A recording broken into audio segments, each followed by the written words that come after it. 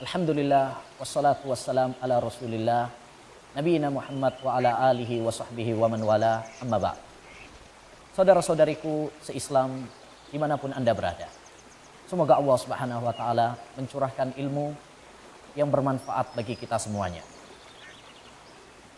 Keamanan negara, ketentraman dan kenyamanan adalah sebuah dambaan setiap umat manusia, baik individu ataupun masyarakat secara umumnya. Kebutuhan kepada keamanan lebih daripada makanan dan minuman. Oleh karenanya Allah Subhanahu wa taala mendahulukan kebutuhan keamanan daripada makanan dan minuman. Allah Subhanahu wa taala berfirman tentang ucapan Nabi Ibrahim, wa idz qala Ibrahim rabbi ij'al hadza baladan amina warzuq ahlahu minats tsamarati man amana minhum billahi wal yaumil akhir. Ingatlah tatkala Nabi Ibrahim alaihi salam mengatakan, ya Allah, jadikanlah negeriku ini negeri yang aman dan berikanlah makanan dan buah-buahan kepada mereka yang beriman kepada Allah dan hari akhir.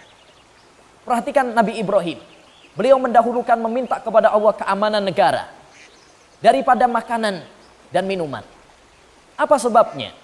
Sebabnya adalah karena bagaimana mungkin kita akan merasakan lezatnya makanan atau segarnya minuman jika kita dihantui oleh ketakutan. Kita tidak akan merasakan kelezatan. Saudara-saudariku yang dirahmati oleh Allah Subhanahu wa taala.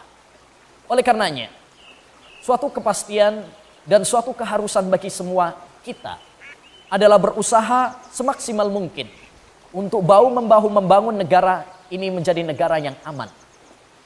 Bagaimana caranya? Apakah dengan alat-alat yang canggih? Apakah dengan personil kekuatan yang hebat?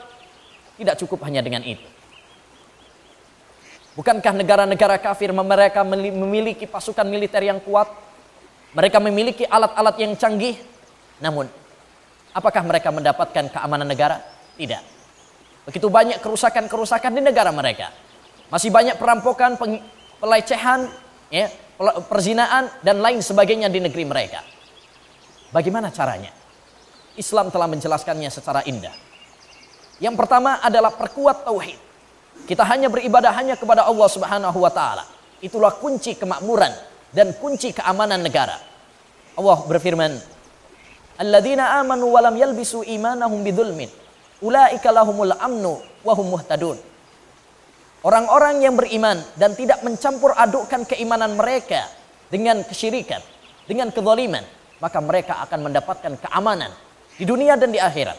Dan mereka adalah orang-orang yang mendapatkan petunjuk. Maka iman dan tauhid adalah sumber dan kunci kebahagiaan di dunia dan di akhirat. Yang kedua, marilah kita taat kepada para pemimpin. Karena dengan taat kepada pemimpin, maka stabilitas keamanan negara bisa terjaga. Oleh karenanya, Allah Subhanahu wa taala mengatakan dalam surat An-Nisa, ya ayyuhalladzina amanu atiiullaha wa atiiur rasul wa ulil amri minkum. Wahai orang-orang yang beriman, taatlah kepada Allah, taatlah kepada Rasul dan pemimpin kalian. Demikian juga Rasulullah mewasiatkan kepada kita, usikum bitaqwa wa wassam'i wat ta'ah. Aku wasiatkan kepada kalian dengan takwa kepada Allah dan taat kepada pemimpin kalian. Adapun apabila kita membangkang kepada pemimpin kita, memberontak mereka, mendemo mereka dan sebagainya, maka yang terjadi adalah kerusakan di mana-mana sebagaimana yang nyata terjadi. Yang ketiga, kiat untuk menuju keamanan negara adalah dengan bersyukur kepada Allah Subhanahu wa taala. Ya, bersyukur kepada Allah Subhanahu wa taala. Allah berfirman, la in syakartum la azidannakum. Seandainya kalian bersyukur, maka kami akan menambahkan nikmatku atas kalian.